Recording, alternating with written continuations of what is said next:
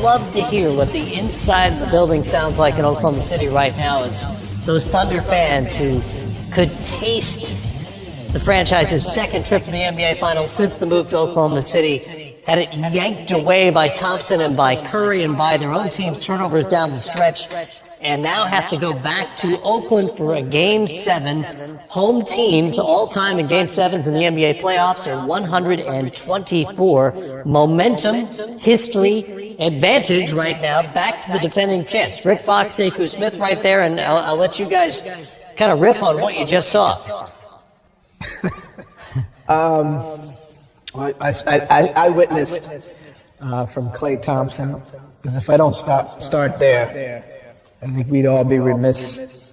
He pulled his team into a situation that afforded them an opportunity. Now, they did in stretches play the defense they needed to play as well, but Oklahoma City, as well as they played for three quarters, helped them extensively by turning the ball over, taking ill-advised shots, and letting this Game 6, go to a 7. And wow, I mean, it's great for us as basketball fans and tuning in to watch on Monday, on Memorial Day weekend, a doozy of a battle still here in this series with Sekou, man.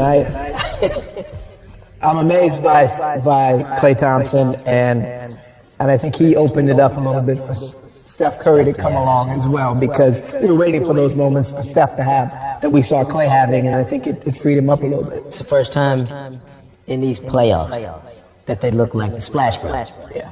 Both of them, at the same time playing off each other, making unbelievable shots like we know that they are both capable of doing.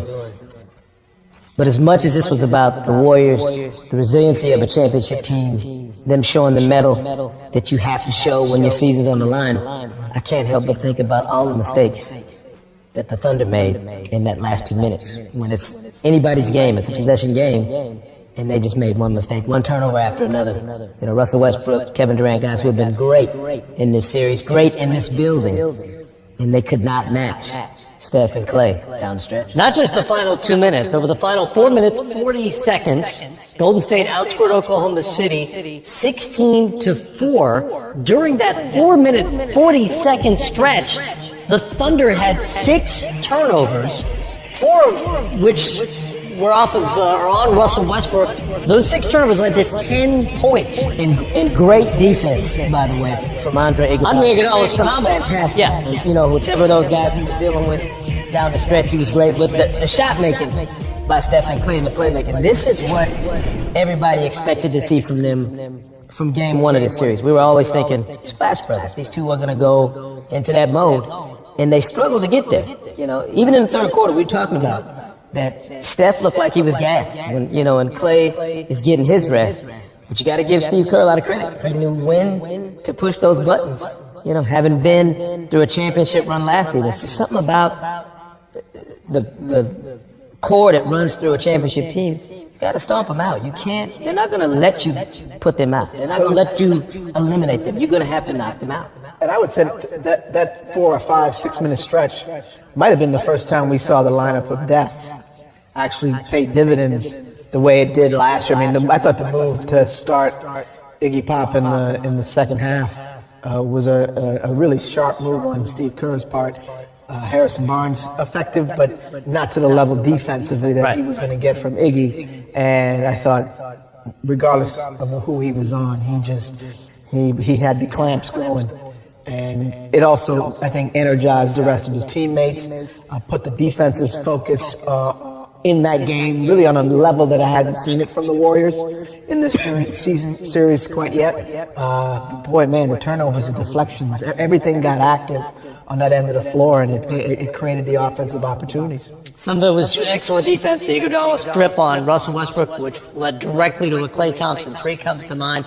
Some of it was just sloppy in Oklahoma City's part, and this has been a bugaboo for them all season and for years now, closing out games cleanly, and they weren't able to do it tonight.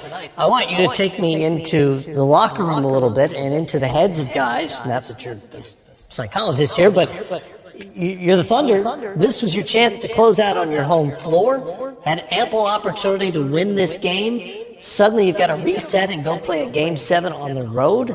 What's going through your mind right now? Well, starting the series, I'd have to think that if you're the Oklahoma City Thunder, you had to think it was going to take probably 7 to beat this team. They had stretches of fourth quarter performances that afforded them a head start in the series, but here they find themselves in the Game 7 on the road against the Warriors. Now, what they've shown me enough of is that fourth quarters really can really determine these games. The rebounding, they have an edge. It took a performance like Klay's and Steph down the stretch in the fourth to really secure a win for them. So I don't know if they have the ability to defensively put together a better effort against just those two guys. But the supporting cast came along a little more, and we were all calling for that to happen for the Warriors to get it to a 7. But also, I mean, look, the way Klay played tonight, and the way Steph played in the fourth, the Warriors. This could have been a different outcome simply on the last 6 minutes of this game. And Oklahoma City could have controlled that, and they had been doing that. That's how they beat the Spurs. That's how they got the lead in this series against the Warriors. But they reverted back to the Achilles heel and reared its head again. But you have to give the Warriors credit for that. Absolutely, the shot making was incredible. Yeah, that was done on both ends of the floors by the Warriors. Wouldn't you say? I don't think it was just solely at the hands of miscues by the Oklahoma City Thunder.